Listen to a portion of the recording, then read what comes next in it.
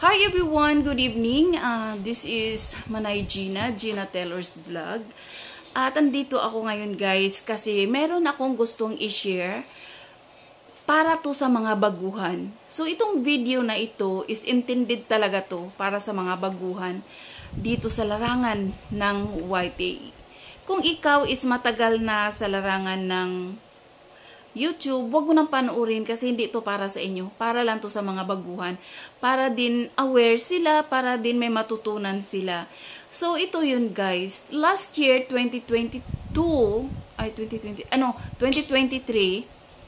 June, na-demonetize yung aking channel. Nang dahil sa reuse content. So, ako guys, alam ko naman na pinagbabawal talaga ni Lulu yan. Kaso nga lang, alam nyo yun, yung sobrang tigas ng ulo mo, talagang ginawa mo pa talaga. Alam mo namang bawal.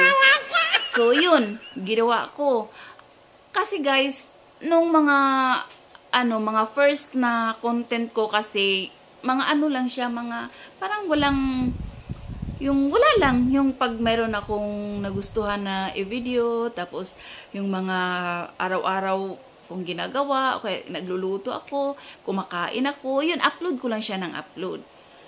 Pero, parang nakikita ko, hindi umaangat yung aking subscribers, ganun, wala, hindi siya umaangat talaga.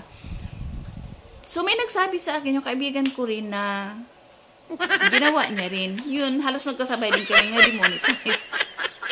Ngayon, nag-change ako ng content ngayon, 'di ba? Ang ginawa ko, yung mga showbiz updates, mga artista, kasi nga, di ka mauubusan ng content. Kasi ang dami, araw-araw mayroong nangyayari sa mga artista.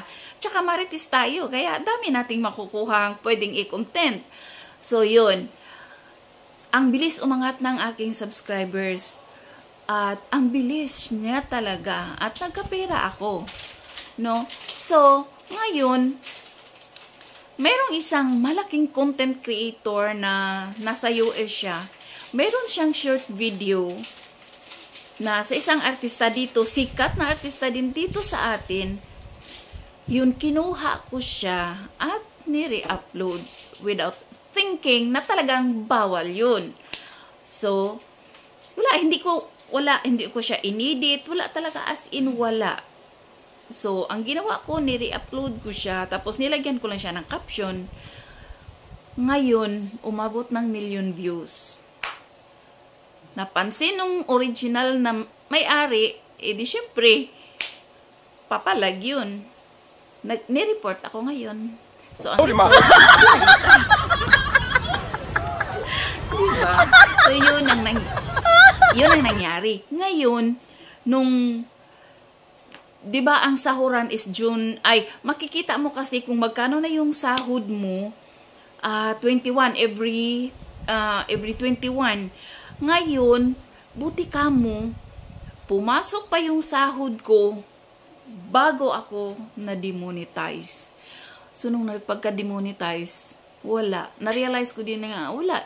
Alangan naman, 'di ba, mag-appeal ako, ikasalanan ko naman. Alam ko naman sa sarili ko na kasalanan ko. Ang problema lang guys, sa reuse content, ang hirap mong hanapin. Alam mo sa sarili mo na parang yun. Pero kasi nga, ang dami ko nang na-upload na mga showbiz updates. So, hindi ko na alam kung saan doon. Ngayon, sabi ko, paano kaya gagawin ko dito? Hindi ko alam paano. Alangan, i-delete ko lahat. So, ang watch hour mo naman, bababa siya kapag i-delete mo. Sabi ko, ano kayang gawin ko? So, nag-search ako doon sa YouTube kung paano matanggal yung demonetize. Paano ako makapag-reapply ulit? Anong gagawin ko doon sa mga reuse content ko? So, yun, nag-search ako doon sa YouTube at nalaman ko na yun pala ang gagawin. Kaya guys, abangan nyo ang part 2 kasi doon mapapanood nyo kung anong ginawa ko at na-monetize ako ulit. So, yun lang guys. Bye! Abangan ang part 2. See you guys. Bye! Bye! God bless everyone. See you on my next vlog. Bye!